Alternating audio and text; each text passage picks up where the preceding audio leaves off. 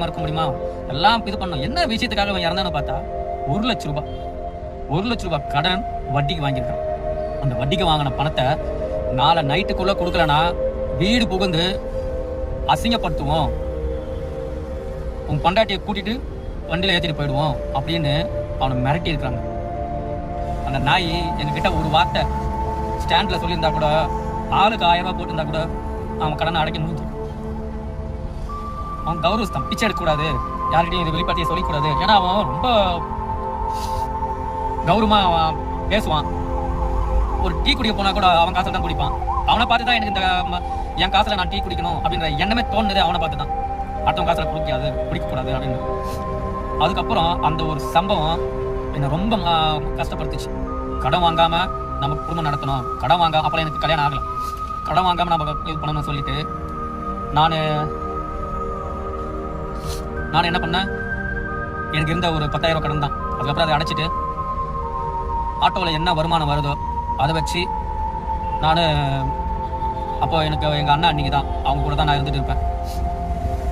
அவங்களுக்கு என்ன கொடுக்கணுமோ அதை கொடுத்துட்டு என் தேவைக்கு நான் வச்சுக்கிட்டு மீதி வண்டி சொந்த வண்டி கொடுக்குற வண்டி வாடகை கொடுத்துட்டு இருப்பேன்.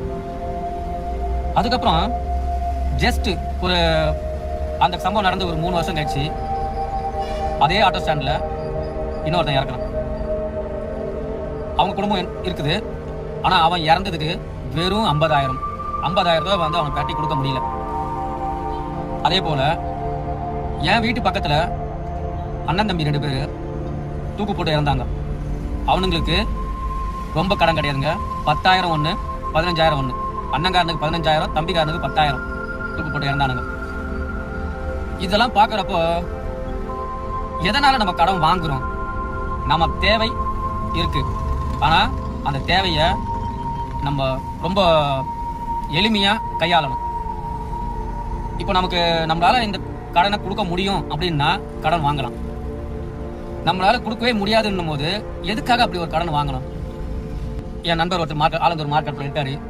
அவர் அடுத்த வாரம் ஆஸ்திரேலியா போறாரு. எதுக்காக போறாருன்னா அவருக்கு 3 லட்சம் ரூபாய் கடன் இருக்கு. அந்த 3 லட்சம் ரூபாய் கடனை அவரால் இங்க இருந்து கொடுக்க முடியல. ஆனால் அவர் சம்பாதிக்கிறது 40,000 ரூபாய் சம்பாதிக்கிறாரு. கால் டிரைவரு பிளஸ் மாச சம்பளத்துக்கு போறாரு. இது ரெண்டுமே பார்த்து மாசம் அவருக்கு ஒரு 40,000 ரூபாய் வருது. அந்த 40,000த்துல வீட்டு வாடகை கொடுக்கணும், குடும்பத்தை பார்க்கணும், பசங்களை படிக்க வைக்கணும், அவங்க குடும்ப செலவையும் பார்த்துக்கிட்டு அவரோட செலவையும் பார்க்கணும். ராமில் வெளியே போறான்னா ஒரு ரூபாய் இல்லாமல் இருக்க முடியாதுல்ல. அவர் பாக்கெட்டில் ஒரு 10 ரூபா இருக்கணும். பைக் டியூ இருக்கு, பைக் டியூ கட்டணும், கரண்ட் பில் கட்டணும். இது போல நிறைய இன்னைக்கு விற்கிற விலைவாசி அந்த மாதிரி